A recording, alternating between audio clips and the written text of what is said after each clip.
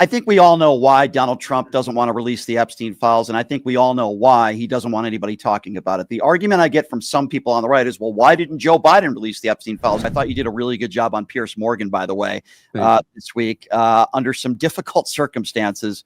Let me start by asking you this before we get into the Jimmy Kimmel stuff and cancel culture. I hear so many people on the right saying the left wanted Charlie Kirk dead. They're celebrating his death. Even people saying that Democrat politicians, and I'm saying to myself, name me one Democrat politician that has done that. Can you name me one? Where are they getting this from? Absolutely not. Look, I think it is fair to say that on the left and the right, when there's political violence, there are people who say inappropriate things, and that we should condemn no matter whether it is on the left or on the right, that kind of speech. Absolutely. It is not helpful when people try to make these hyperbolic statements.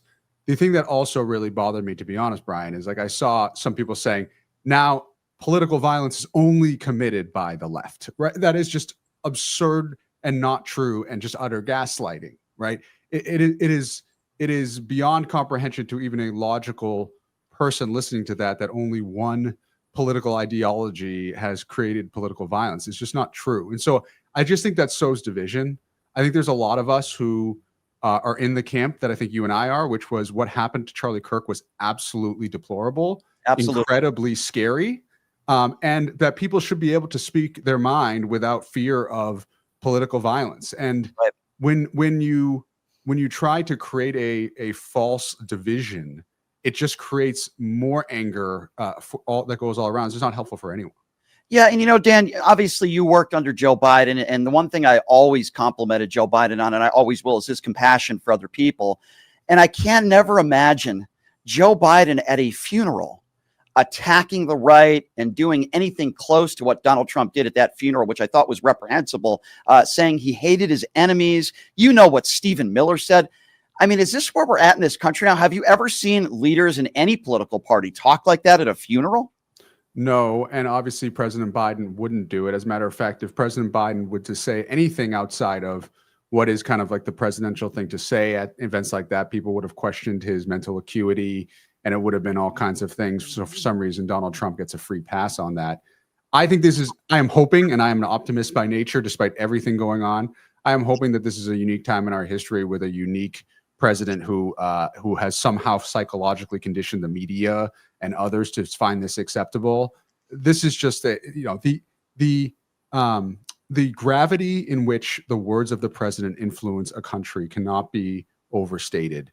People gave President Biden a lot of crap for memos that came out that showed that exactly where he were to walk, exactly what he should say. The reality is, like, when we were so careful about that because we knew that if we said the wrong thing, or if the president said the wrong thing, it would be scrutinized all day long. This is a president who got up during the whole Tylenol craziness in the Roosevelt Room and said, I heard a rumor that in this country they don't have as much Tylenol and there's less autism, right? This is a president who's literally spreading unsubstantiated rumors by his own admission. That is just so incredibly dangerous. I don't have to point even that far back. I can point to when he talked about injecting bleach, and then all of a sudden poison control across the country had calls from people who were drinking bleach, right? People follow leadership. They trust leadership, and this is just not a president who can be trusted. You're right. And then it was Donald Trump the next day who said, oh, well, he was just joking. Just like when he said the war would end in 24 hours. And we know where the war's at right now in Ukraine. And he said, oh, I was just being sarcastic. If you're just joining us, he is Dan Koh, the former deputy White House cabinet secretary under Joe Biden. Let's talk a little bit, if we can, about Jimmy Kimmel, because, I wanted to get your thoughts on this. Jimmy Kimmel made a joke about Donald Trump. The reason why is because Donald Trump, as you know, was asked about his friend, how are you holding up? And then he starts talking about this stupid ballroom. I guess Jimmy Kimmel alluded to the fact that he thought it was a MAGA person that shot Charlie Kirk, but the right is like up in arms over this. I mean, you look at all the incendiary things that the right says almost about everything, whether it be Pizzagate or the terrorist attack in New Orleans was an illegal. I mean, aren't they the wrong people to be talking about this sort of thing? I mean, look, it is beyond comprehension in many ways. Could Jimmy Kimmel have used the line that he said maybe a little bit more artfully? Sure. But to say that he was being insidious and declaring that the shooter was MAGA is just, again, just strains credulity. Look, I think we have to be intellectually honest about this, though. And I said this on Piers Morgan yesterday. There was a report that came out that according to some congressional members, that the Biden administration was pressuring YouTube to take down accounts. We don't know the details of that. I want to be very clear that people are trying to equate both, and we don't know exactly what that means. But if Biden administration officials were threatening YouTube with the same kind of threats that Brendan Carr is threatening these news networks in fear of retribution, then that shouldn't have happened, and that's completely deplorable. Agree. Let's talk. Yeah, go ahead. I'm sorry.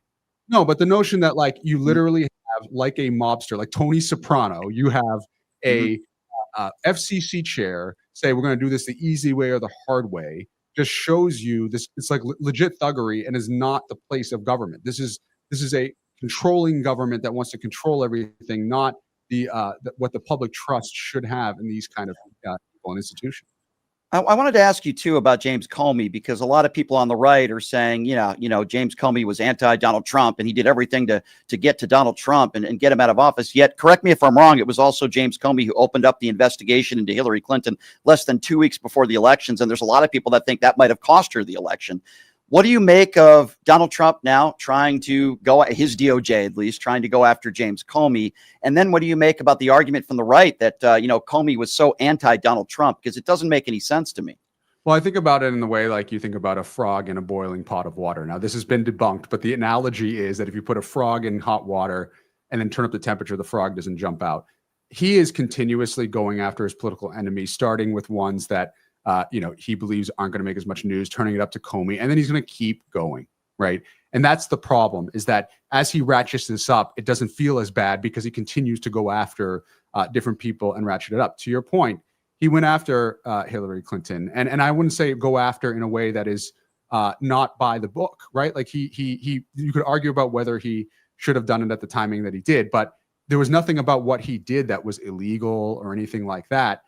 But I think it is a good example of Donald Trump's brain that he later reflected to friends that he was surprised that Democrats were mad when he fired Comey, because he figured they would all hate Comey because of what he did to Hillary Clinton. I think there are a lot of people who are frustrated about what James Comey did at the timing that he did, but no one ever questioned the institution of the FBI or any of that in that process, which is why people saw what Donald Trump did to be so objectionable, despite the fact I think a lot of Democrats were very upset with James Comey. So, Donald Trump just sees retribution as the end all be all for him. It doesn't matter, it doesn't matter if people are right. And that's another thing too. It's one thing to censor somebody or to penalize somebody for saying inflammatory language or, saying racial slurs on TV. It's another thing if you're just silencing truth you don't like. And that's what Donald Trump is doing by suing 60 Minutes, by suing Wall Street Journal for something that turned out to be utterly true. It's about control, and it's about what kind of content he finds acceptable, not truthful or untruthful content,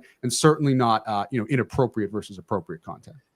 So, Dan, I think we all know why Donald Trump doesn't want to release the Epstein files, and I think we all know why he doesn't want anybody talking about it. The argument I get from some people on the right is, well, why didn't Joe Biden release the Epstein files? Now, my understanding is that the Maxwell case was going on and it was sealed. Can you shed some light into that when you hear the argument from the right that says, well, why didn't Joe Biden and his administration release the Epstein files? What do you say to that? You were in his administration. I think there are two aspects to this. One, I think it's very clear, is clearly documented on January 3rd of 2024. The Southern District of New York released more than 900 pages of Epstein files. As a matter of fact, many of them were in the binders that were in that famous scene now, infamous scene of all these influencers holding them up. So to say that the President Biden administration did not oversee any release of the files just is objectively not true. But on top of that, you have a president who campaigned on saying there was so much more here. We're going to get to the bottom of it. Candidly, it is bonkers to think, given how much footage there is of Donald Trump with Jeffrey Epstein, that he was ever going to be the pioneer on this, that people would ever take him seriously, that he was going to bring justice to the victims. And so this is all a smokescreen to try to deflect blame.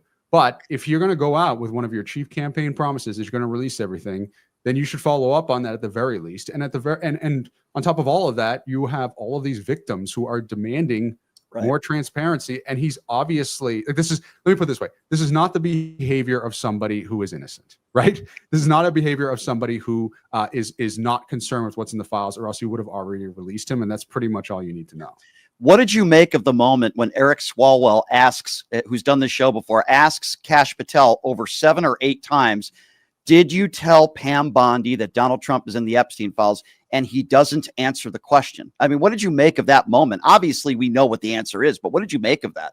It's a very interesting microcosm of the biggest difference between the first term and the second term of Donald Trump. In the first term, Donald Trump, I'm not sure he thought he was going to win, candidly. And I know for a fact that he hadn't set up a transition team in the typical way. And so he ended up putting in a bunch of experienced Republicans in his administration who weren't necessarily on his campaign and weren't necessarily loyal, candidly, to Donald Trump. And so you saw for the first 3 or 4 months, the chaos, people quitting, cabinet members quitting left and right, et cetera, because they could not exist in a structure that was so unethical and sporadic like Donald Trump. Right. The reason why I go through this is because this time he didn't make that mistake. He prioritized loyalty over everything else, including competence, right? And so he puts Kash Patel in there because he knows there could be incriminating things that come out of the FBI. And he wants a loyalist there who will cover for him, which is exactly what Kash Patel is doing. It's the same reason why he's doing it with Pam Bondi. And, you know, by standing by her when Laura Loomer and others are going after her, it's not because he's a good guy. It's because he wants her to continue to cover up for him, to go after his political enemies. And this is all part of Donald Trump's loyalty pledge that he wants from not just his administration, but the entire country, right? He's just trying to silence as much opposition as possible. And that was just a microcosm example of that, because Kash Patel is loyal to Donald Trump to the point in which he will lie for him. Absolutely. And I think that's the case with many people in Donald Trump's administration. Last question. And I don't really like asking questions about the past. I like asking about the future. But since you worked under Joe Biden, I do want to ask you this. I've praised Joe Biden for a lot. I was a supporter of his. Obviously, I voted for him. With that being said, one of my biggest criticisms of him was that he didn't step down sooner and at least give somebody like Kamala Harris more time to campaign. Now, as you know, Kamala Harris is on this book tour. And she was asked about that on The View. And she said, yeah, it would have been better if, you know, he had stepped down. I'm paraphrasing here, sooner. What do you make of that? Do you agree with that? And do you believe that ultimately Joe Biden did make the mistake and he probably should have made that announcement earlier? What are your thoughts on that now looking back? Look, I think it is fair and it is honest that we should look at what we did in 2024 and what we shouldn't do again. You know, the vice president's getting a lot of heat for being honest. I don't really think that that is fair. She's a private citizen now. She's not in the White House anymore. She had 107 days to pull off a presidential campaign. It is asinine that people are still saying, oh, well, she, you know, that was enough. And if she had more time, it would have been worse for her. Like, Donald Trump had been campaigning for president for 10 years. She had 107 days. So give me a break on that stuff. You know, look, I think we need to separate two things. One is how we move forward as a party in terms of how we nominate people, how we think through the process. And then what Kamala Harris was referring to with regard to reckless was having a larger conversation about whether re-election and the conversation should be a broader one, right? That's what she was saying. People perceived it to be that she was just calling Joe Biden reckless in a vacuum. She wasn't doing that. But I think as we move forward, we just need to think through, like, we have an amazing base of Democrats. I also think that potentially the 2028 candidate field, there are going to be names in there that you and I don't even know really right now, right?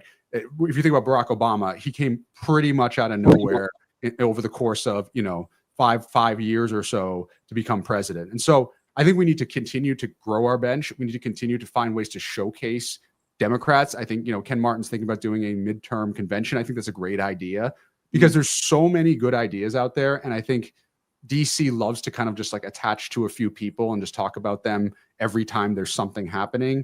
And if you look at like I worked with mayors and governors in the White House, right? There are so many friggin' talented mayors. You think of like Justin Bibb in Cleveland, where the homicide rate is and the crime rates are at like, you know, decades lows.